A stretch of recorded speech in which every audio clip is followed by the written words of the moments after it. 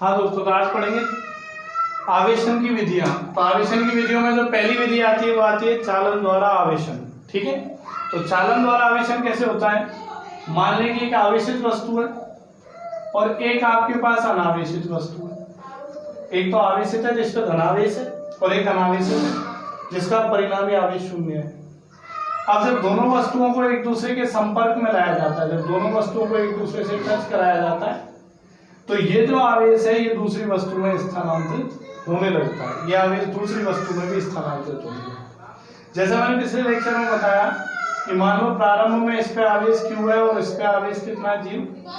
अब दोनों वस्तुओं को संपर्क में लाएं और दोनों वस्तुएं मान लो समान आकार की हैं, दिखने में एक जैसी हैं, द्रव्यमान समान है, दोनों को संपर्क में लाएंगे तो इसमें से आवेश इसमें स्थानांतरित होगा और संपर्क में लाने के बाद जब अलग अलग कर देंगे तो ये जो आवेश है दोनों में वो बराबर बराबर हो जाएगा, Q/2 और Q/2, दोनों समान आकार की, तो आवेश स्थानांतरित हो गया। इसका वो है, तो ये होता है चालन द्वारा आवेशन। चालन द्वारा आवेशन का मतलब क्या हुआ?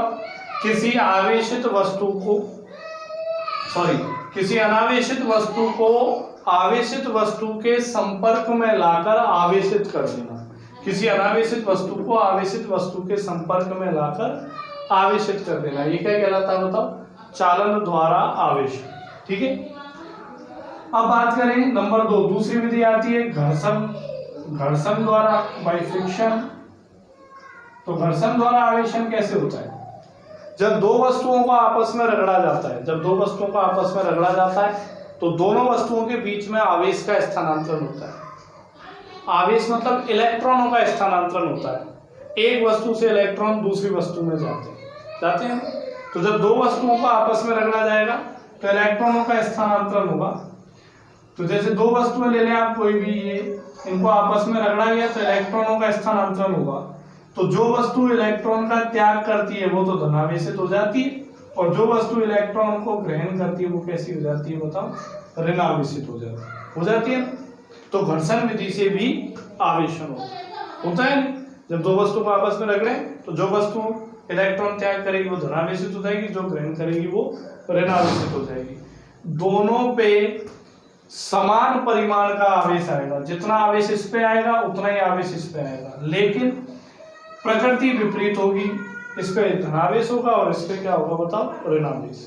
तो ये घर्षण द्वारा आवेशन है। घर्षण में क्या हुआ कि जब दो वस्तुओं को परस्पर रगड़ा जाता है तो उनके मध्य इलेक्ट्रॉनों का स्थानांतरण होता है। जो वस्तु इलेक्ट्रॉन का त्याग करती है वो धनावेशित हो जाती है, और जो इलेक्ट्रॉन को ग्रहण करती है वो कैसी हो जाती है बताओ? ऋणावेशित हो जाती है। तो इस विधि को बोलते हैं घर्षण द्वारा आवेशन। तीसरी विधि आपके पास आती है प्रेरण द्वारा आवेशन। प्रेरण मतलब प्रेरणा से। तो प्रेरणा से कैसे? तो इस विधि में क्या होता है कि इसमें क्या होता है कि एक आवेशित वस्तु को अनावेशित वस्तु के संपर्क में लाए बिना ही आवेशित कर देते हैं। कैसे? जैसे एक अनावेशित वस्तु ले ली, ये कुचालक स्टैंड पे लगाई। ये स्टैंड कैसा बताओ? कुचालक स्टैंड है। कुचालक मतलब आवेश का स्थानांतरण नहीं हो सकता इसमें। और ये अनावेशित वस्तु है। अनावेशित वस्तु मतलब परिणामी आवेश कितना है इसका? 0। अनावेशित वस्तु मतलब परिणामी आवेश 0 और परिणामी आवेश 0 का मतलब क्या होता है कि इसमें जितना धनावेश है उतना ही ऋणावेश है। बोलो है नहीं? तो जब किसी आवेशित वस्तु को इसके संपर्क में लाया जाता है, जब किसी आवेशित वस्तु को इसके संपर्क में नहीं लाना है, इसके पास में लाना है, संपर्क में नहीं लाना है। तो जब कोई धनावेशित क्षण, मान लेते हैं कोई धनावेशित क्षण को इसको पास में लेके आए, तो आपको पता है परिणामी आवेश 0 होने का मतलब इसमें जितना धनावेश है उतना ही क्या है बताओ? ऋणावेश। और जब धनावेशित क्षण को इसके पास में लाएंगे तो आकर्षण के नियम से इस वस्तु के अंदर का ऋणावेश तो इस सरफेस पे जमा हो जाएगा आकर्षण के कारण, और प्रतिकर्षण के कारण इसमें उपस्थित धनावेश जो है वो इधर जमा हो जाएगा। समझ रहे हो? आकर्षण से ऋणावेश इधर आ जाएगा और प्रतिकर्षण के कारण धनावेश इधर चला जाएगा, तो दोनों सेपरेट हो जाएंगे। लेकिन हम आवेशित वस्तु को अनावेशित वस्तु के संपर्क में लेकर नहीं आए हैं। अब क्या करते हैं? कि इन दोनों में से एक सतह को भूसंपर्कित कर देते हैं, भूसंपर्कित। तो ये जो चिन्ह मैं आपको बना रहा हूं ऐसा चिन्ह, ये किसका है? भूसंपर्कित। मतलब एक तार लेके इस तार को यहाँ टच करा के यहाँ टच करा देते हैं धरती में। तो जो पृथ्वी जो होती है ना, पृथ्वी वो आवेश की भूखी होती है, आवेश को खा जाती है, ठीक है। पृथ्वी ऋणावेशित होती है, पृथ्वी के साथ पृथ्वी के पास बहुत सारे इलेक्ट्रॉन होते हैं। तो जब पृथ्वी से कनेक्ट करते हैं तो यहाँ से इलेक्ट्रॉन इधर जाते हैं और ये इलेक्ट्रॉन जो ऋणावेशित है वो धनावेश के पास पहुंचते हैं। तो ऋणावेश और धनावेश मिलकर क्या हो जाता है? उदासीन हो जाता है। उदासीन हो जाता है तो धनावेश धीरे धीरे गायब हो जाता है। दूसरे शब्दों में अपन ये कह सकते हैं कि पृथ्वी आवेश को खा जाती है। एक्चुअल में तो क्या होता है कि इलेक्ट्रॉन यहाँ से उठ के यहाँ आते हैं और ये धनावेश के साथ मिलकर उदासीन हो जाते हैं। जबकि दूसरे शब्दों में क्या कह सकते हैं कि पृथ्वी इस धनावेश को खा जाती है। अब क्या करें? अब इसको हटा देंगे, इस तार को, और इस छड़ को हटा देंगे। तो अब ये जो वस्तु आपके पास बची, ये वस्तु कैसी बची बताओ? ऋणावेशित बची है, केवल ऋणावेश बचा है इसमें। पहले कैसी थी? अनावेशित, फिर कैसी हो गई? ऋणावेशित। और इस आवेशित वस्तु को हम इसके संपर्क में लेकर नहीं आए। तो प्रेरण द्वारा आवेशन क्या कहता है कि किसी अनावेशित वस्तु को आवेशित वस्तु के संपर्क में लाए बिना, अनावेशित वस्तु को आवेशित वस्तु के संपर्क में लाए बिना आवेशित कर देना। अनावेशित वस्तु को आवेशित वस्तु के संपर्क में लाए बिना आवेशित कर देना, ये प्रक्रिया जो कहलाती है वो क्या है? प्रेरण द्वारा आवेशन। इसको हम धनावेशित भी बना सकते हो। कैसे? कि ये वाली सतह आप मत करो, इधर वाली सतह को भूसंपर्कित कर दो। तो इधर वाली सतह को भूसंपर्कित करोगे तो ये जो ऋणावेश है कहाँ चला जाता है? पृथ्वी में। पृथ्वी इलेक्ट्रॉन को ग्रहण कर लेती है, ठीक है। इलेक्ट्रॉन कहाँ चले जाते हैं? पृथ्वी में। पृथ्वी के पास ऋणावेश की अधिकता है और वो इलेक्ट्रॉनों को अपनी तरफ लेती है ना। ज्यादा हो तो इलेक्ट्रॉनों को अपनी तरफ ले लेती है और कम हो तो इलेक्ट्रॉन वापस फ्लो कर देती है। दूसरे शब्दों में कह सकते हैं कि ऋणावेश पृथ्वी में चला जाता है। तो हम कैसी रह जाएगी बताओ? धनावेशित। तो ऐसे प्रेरण द्वारा भी वस्तु को आवेशित कर सकते हैं। इस विधि में क्या होता है कि अनावेशित वस्तु को आवेशित वस्तु के संपर्क में लाए बिना ही आवेशित कर देना, ये प्रक्रिया कहलाती है अपनी प्रेरण द्वारा आवेशन। तो ये तीन विधियां जिनकी सहायता से अपन आवेशन कर सकते हैं। दूसरी विधि में यदि अपन बात करें, क्वेश्चन बनता है यहाँ कि जब घर्षण द्वारा आवेशन, जब दो वस्तुओं को रगड़ते हैं आपस में तो आवेश का स्थानांतरण होता है। तो क्वेश्चन ये है कि जब दो वस्तुओं को आपस में रगड़ा जाता है तो आवेश का तो स्थानांतरण होता ही है, क्या द्रव्यमान का स्थानांतरण होता है? तो आंसर होगा हाँ, द्रव्यमान का भी स्थानांतरण होता है।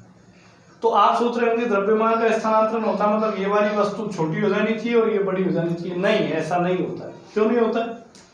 क्योंकि इस वस्तु से इस वस्तु में इलेक्ट्रॉन गए और इलेक्ट्रॉन का अपना द्रव्यमान होता है, मास ऑफ इलेक्ट्रॉन कितना होता है? 9.1 गुणा 10 की घात -31 कीजिए। लेकिन ये द्रव्यमान बहुत कम है, 10 की घात -31, मतलब बहुत छोटा। तो मान लो इधर से दो इलेक्ट्रॉन गए एक वस्तु दूसरे वस्तु में, तो आवेश तो गया, साथ में इलेक्ट्रॉन पूरा ही चला गया, तो मतलब ये द्रव्यमान भी गया। लेकिन द्रव्यमान की मात्रा क्या है? बहुत कम, नगण्य है। तो घर्षण द्वारा आवेशन के दौरान आवेश का तो स्थानांतरण होता ही है, साथ ही साथ द्रव्यमान का भी स्थानांतरण होता है, लेकिन नगण्य मात्रा में, ठीक है। तो ये आपके समझ में है। आगे अपन बात करते हैं। मैंने आपको बताया आवेश दो प्रकार के होते हैं। तो आवेशों के प्रकार का पता कैसे लगा, उसके लिए छोटा सा प्रयोग है ना। छोटा सा प्रयोग कैसा है देखो, जैसे एक एबोनाइट की छड़ ले लें, उसको बिल्ली की खाल से रगड़ें और एबोनाइट की छड़ को बिल्ली की खाल से रगड़कर एक धागे से स्वतंत्रता पूर्वक लटका दें। एक दूसरी एबोनाइट की छड़ लें, उसको भी बिल्ली की खाल से रगड़ें और रगड़ने के बाद उसको भी स्वतंत्रता पूर्वक लटका दें। अब आप देखेंगे कि ये जो दोनों छड़ें वो एक दूसरे से दूर भागती हैं। दोनों छड़ें एक दूसरे से दूर भागती है मतलब दोनों को एक ही चीज से रगड़ा था, बिल्ली की खाल से, दोनों दूर भाग गई, मतलब दोनों के बीच में प्रतिकर्षण हो रहा है और दोनों को एक ही तरह से रगड़ा था, एक ही प्रक्रिया काम मिली, मतलब दोनों पे आवेश क्या समान। तो इससे साबित होता है कि सजातीय आवेशों के बीच में प्रतिकर्षण होता है। जबकि दूसरे प्रयोग में अपन ऐसा करें, एक एबोनाइट की छड़ ले लें, उसको बिल्ली की खाल से रगड़ें, और दूसरा कोई एक प्लास्टिक की छड़ ले लें और उसको ऊन से रगड़ दें, ऊन से। और जब दोनों को एक दूसरे के संपर्क में, मतलब एक दूसरे के पास में रखाएं, तो हम देखते हैं कि दोनों एक दूसरे को आकर्षित करती है। तो दोनों को अलग अलग चीजों से रगड़ा गया, दोनों को अलग अलग आवेश, तो ये आकर्षित करती है। तो इससे साबित हो जाए कि विजातीय आवेशों के बीच में आकर्षण होता है। ठीक है, कोई दिक्कत इसमें? समझ आया यहां तक? अब अपन बात करते हैं गोल्ड लीफ एक्सपेरिमेंट, स्वर्ण पत्र प्रयोग। स्वर्ण पत्र प्रयोग, गोल्ड लीफ एक्सपेरिमेंट। दूसरा नाम है विद्युतदर्शी। उपकरण का नाम है विद्युतदर्शी और प्रयोग का नाम है स्वर्ण पत्र प्रयोग। ठीक है, क्या होता है विद्युतदर्शी? विद्युतदर्शी एक ऐसा उपकरण है, विद्युतदर्शी एक ऐसा उपकरण है जिसकी सहायता से अपन, विद्युतदर्शी एक ऐसा उपकरण है जिसकी सहायता से अपन किसी भी वस्तु पर आवेश और आवेश के प्रकार का पता लगा सकते हैं। मतलब उस वस्तु पर आवेश है या नहीं,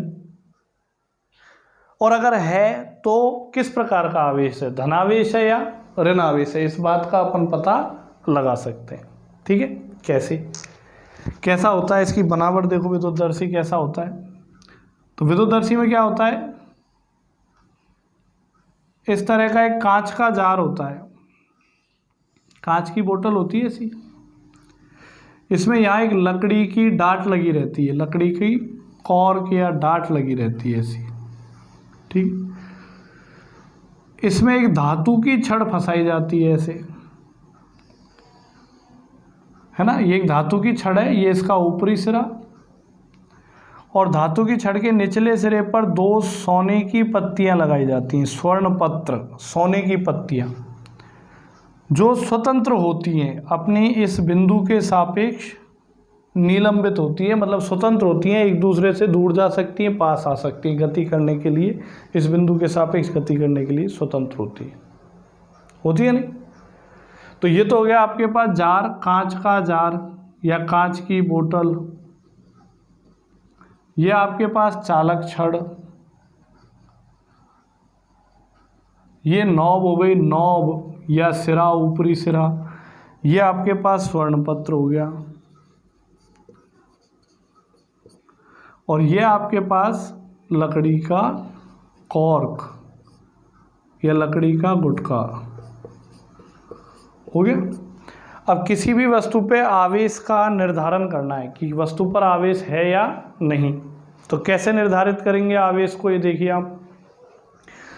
तो आवेश को कैसे निर्धारित करेंगे, कोई भी आवेशित वस्तु, जैसे एग्जाम्पल के लिए अपन समझें, कोई आवेशित वस्तु अपन यहाँ रखते हैं, जैसे अपन ने धनावेशित वस्तु यहाँ रखी कोई, तो जैसे ही धनावेशित वस्तु इस छड़ के ऊपरी सिरे के संपर्क में आई, तो ये चालक छड़ है, तो चालन विधि द्वारा इसमें भी आवेश प्रवाहित होगा, और यह आवेश कहाँ तक पहुँच जाएगा, स्वर्ण पत्र तक पहुँच गया। तो दोनों स्वर्ण की पत्तियों पे धनावेश आएगा, तो दोनों पत्तियों पर समान आवेश होने के कारण ये पत्तियाँ कैसी हो जाएंगी बताओ, दूर हो जाएंगी, प्रतिकर्षित हो जाएंगी एक दूसरे। तो प्रतिकर्षित होती है, तो इसका मतलब वस्तु पर आवेश है।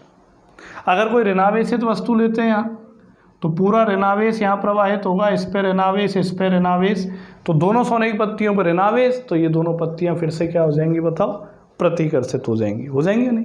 तो इस बात से ये साबित होता है कि वस्तु पर आवेश है। और मान लो कोई अनावेशित वस्तु ले लें जिसमें आवेश ही नहीं है, परिणामी आवेश शून्य है, तो परिणामी आवेश शून्य, तो यहाँ कोई आवेश प्रवाहित नहीं होगा, यहाँ कोई आवेश प्रवाहित नहीं होगा, यहाँ कोई आवेश नहीं होगा, तो यहाँ भी कोई आवेश नहीं होगा। तो आवेश नहीं होने के कारण इन पत्तियों, स्वर्ण पत्रों या सोने की पत्तियों की स्थिति में कोई परिवर्तन नहीं होगा, जिस अवस्था में ये पहले थी उसी अवस्था में अब रहेंगी। तो इससे साबित हो जाता है कि ये अनावेशित होंगी या नहीं। ठीक है, अब क्वेश्चन उठता है कि ये कैसे पता लगाएं कि वस्तु धनावेशित है या ऋणावेशित है। तो तो इस बात का पता कैसे लगाया जाए? ये तो पता लग गया कि आवेशित है या नहीं है। अगर आवेशित होगी तो प्रतिकर्षण होगा और आवेशित नहीं होगी तो स्थिति में कोई परिवर्तन नहीं होगा। अब इससे ये कैसे पता लगाएं कि वस्तु धनावेशित है या ऋणावेशित? तो उसके लिए आप देखना ध्यान से।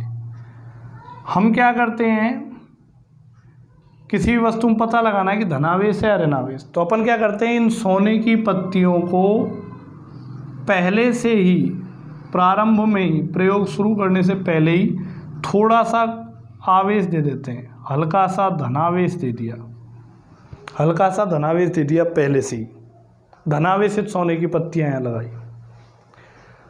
अब हमें पता करना है कि वस्तु पर ऋणावेश है या धनावेश। तो कोई भी आवेशित वस्तु यहाँ रखी, कोई भी आवेशित वस्तु, एग्जाम्पल के लिए मान लो कि ऋणावेशित वस्तु यहाँ रखी, तो क्या होगा बताओ? ऋणावेश इस चालक छड़ के संपर्क में आया, यहाँ से इधर जाएगा, इन पत्तियों में ऋणावेश आएगा। तो ऋणावेश आने के कारण धनावेश और ऋणावेश मिलके एक दूसरे को कैंसिल करेंगे। तो दोनों जो पत्तियां जो पहले से धनावेशित थी या प्रतिकर्षित थी, अब ऋणावेश आने के कारण धनावेश में कमी हो गई। धनावेश में कमी होने के कारण उनका प्रतिकर्षण बल कम हो गया, वो एक दूसरे के पास आने लगेंगी। तो दोनों पत्तियां जब एक दूसरे के पास आती हैं तो इसका मतलब ये कैसी वस्तु है बताओ? ऋणावेशित। और अगर यहाँ धनावेशित वस्तु संपर्क में लेके आओ तो यहाँ धनावेश प्रवाहित होगा। तो पहले से सोने की पत्तियां धनावेशित थी और उस पर और धनावेश चला गया, तो पहले जितनी प्रतिकर्षित थी उससे और ज़्यादा प्रतिकर्षित हो जाएंगी। तो मतलब ये कैसी वस्तु है बताओ? धनावेशित। ठीक है। तो विद्युतदर्शी एक ऐसा उपकरण है जिसकी सहायता से किसी भी वस्तु पर आप आवेश है या नहीं इस बात का पता लगा सकते हो, और है तो किस प्रकार का आवेश है इस बात का भी आप पता लगा सकते हो। ठीक है। तो स्वर्णपत्र प्रयोग क्या होता है ये मैंने आपको समझा दिया। ये इसकी बनावट है और इसकी सहायता से कैसे अपन आवेश का निर्धारण करते हैं वो भी मैंने आपको अच्छे से सिखा दिया। तो जो अपन आवेश नाम का जो टॉपिक पढ़ रहे हैं वो आवेश नाम का टॉपिक होता है ख़त्म। पहला जो विद्युत आवेश था वो विद्युत आवेश नाम का टॉपिक हो गया आपका ख़त्म। अब अपन बात करेंगे किसकी बताओ? विद्युत बल, विद्युत बल या फिर कूलाम का नियम। तो जैसे आपने गुरुत्वाकर्षण पढ़ा है उसी प्रकार यहाँ पे कूलाम का नियम है। तो अगर गुरुत्वाकर्षण चैप्टर आपने 11th क्लास में ढंग से पढ़ा है तो 12th में कूलाम का नियम बड़ी आसानी से समझा जा सकता है ना। तो देखो कूलाम का नियम, विद्युत आवेशों के लिए कूलाम का नियम, विद्युत आवेशों के लिए कूलाम का नियम। ठीक है। तो विद्युत आवेशों के लिए कूलाम का नियम क्या होगा? तो सुनना ध्यान से। इस नियम के अनुसार दो स्थिर तथा बिंदुवत आवेश, शब्दों को सुने, स्थिर होने चाहिए क्योंकि स्थिर वैद्युतिकी पढ़ रहे हैं, और बिंदुवत मतलब छोटे आकार के होने चाहिए, ज़्यादा बड़ा ना हो। तो दो स्थिर तथा बिंदुवत आवेश, पहला मान लेते हैं Q1 और दूसरा मान लेते हैं Q2। दोनों अभी अपन धनावेश मान रहे हैं डेरिवेशन के लिए। तो पहला Q1 दूसरा Q2। तो दो स्थिर और बिंदुवत आवेश यदि अपन लेते हैं तो दो स्थिर और बिंदुवत आवेश एक दूसरे से अल्प दूरी पर स्थित हों तो अपने लिए दो स्थिर और बिंदुवत आवेश यदि इनको अल्प दूरी पर रख दिया जाए, अल्प दूरी r पर यदि अपन इन्हें रखें तो इन दोनों के बीच में लगने वाला विद्युत बल, अब विद्युत बल या तो आकर्षण प्रकार का होगा या फिर प्रतिकर्षण प्रकार का होगा। ठीक है। तो इन दोनों के बीच में लगने वाला विद्युत बल F इन दोनों आवेशों के परिमाणों के गुणनफल के समानुपाती होता है। इनका परिमाण Q1 और Q2 इनके गुणनफल के समानुपाती होता है, और इनके मध्य की दूरी के वर्ग के व्युत्क्रमानुपाती होता है। यह अलग अलग लिख लो आप, गुणनफल के समानुपाती और इनके मध्य की दूरी के वर्ग के व्युत्क्रमानुपाती होता है। ये पहला और ये दूसरा। 1 और 2 से क्या पता लगता है कि दोनों के बीच में लगने वाला विद्युत बल Q1 Q2 अपॉन r² के समानुपाती होगा। समानुपाती चिन्ह हटाते हैं तो यहाँ एक नियतांक आता है K। तो बल का फॉर्मूला हो जाता है F बराबर K(Q1Q2)/r²। तो ये विद्युत बल है ना। ये आकर्षण और प्रतिकर्षण दोनों प्रकृति का हो सकता है। अगर दोनों समान परिमाण मतलब समान प्रकृति के आवेश हैं, सजातीय आवेश हैं, तब तो प्रतिकर्षण होगा, और अगर विजातीय आवेश हैं तो क्या होगा बताओ, आकर्षण। लेकिन उसका परिमाण किस फॉर्मूले से ज्ञात किया जाएगा, इस फॉर्मूले से ज्ञात किया जाएगा। ठीक है, तो ये था आपके पास विद्युत बल। तो कूलाम के नियम के अनुसार जब दो स्थिर और बिंदुवत आवेश एक दूसरे से अल्प दूरी पर रखे हों तो उनके बीच में लगने वाला आकर्षण या प्रतिकर्षण विद्युत बल उन दोनों आवेशों के परिमाणों के गुणनफल के समानुपाती होता है और उनके मध्य की दूरी के वर्ग के व्युत्क्रमानुपाती होता है। तो ये फॉर्मूला निकल के आता है। अब इसी फॉर्मूले को एक अन्य रूप में ऐसे भी लिखते हैं, 1/4 पाई एप्सिलॉन नोट Q1Q2/r², ये लिखते हैं। ठीक है, ये लिखते हैं ये। ठीक है, तो इन दोनों से क्या समझ आता है, इन दोनों में क्या अंतर है। Q1Q2/r² अपनी जगह, तो K का मान क्या होना चाहिए, K होता है आपके पास 1/4 पाई एप्सिलॉन नोट। क्या पढ़ते हैं इसको मैं लिख के बताऊं, एप्सिलॉन नॉट, एप्सिलॉन नॉट। ठीक है, एप्सिलॉन नोट अलग अलग बोलते हैं हर teacher, epsilon nought, epsilon nought, बाकी एक्चुअल में ये पढ़ते हैं, आप ये पढ़ें एप्सिलॉन नोट। ठीक है, तो K जो है, K को दूसरे रूप में, K एक नियतांक है, आपको पता है समानुपाती नियतांक है, और इसको दूसरे रूप में क्या लिख सकते हैं, 1/4 पाई एप्सिलॉन नोट। ठीक है, तो K एक समानुपाती नियतांक है, इसका मान होता है 9 × 10⁹। K का मान होता है 9 × 10⁹। यूनिट बनाओ यहाँ से, यूनिट क्या बनेगी K की, मात्रक। न्यूटन, दूरी इधर गुणा करें तो मीटर स्क्वायर, तो न्यूटन गुणा मीटर स्क्वायर बटे Q1 और Q2 आ जाएंगे भाग में, तो Q1 का मात्रक कूलाम, Q2 का मात्रक कूलाम, तो coulomb into coulomb, coulomb square. तो K का मान निकल के आता है 9 × 10⁹ न्यूटन मीटर स्क्वायर बटे कूलाम स्क्वायर। ये होता है आपके पास K। यहाँ पे एप्सिलॉन नोट भी एक नियतांक है जिसे अपन बोलते हैं निर्वात की विद्युतशीलता, निर्वात की विद्युतशीलता, निर्वात की विद्युतशीलता एप्सिलॉन नोट। ठीक है, निर्वात की विद्युतशीलता, तो इसका जो मान निकल के आता है वो इससे हल कर सकते हो आप। एप्सिलॉन नोट को इधर ले आओ, इसको इधर ले जाओ, हल करोगे तो ये आएगा 8.85 × 10⁻⁻12, और मात्रक क्या आएगा, ये इसके व्युत्क्रमानुपाती, तो मात्रक यही रहेगा क्योंकि 4 पाई का तो कोई मात्रक नहीं है, तो मात्रक यही रहेगा कूलाम स्क्वायर/न्यूटन मीटर स्क्वायर। बोलो होगा या नहीं।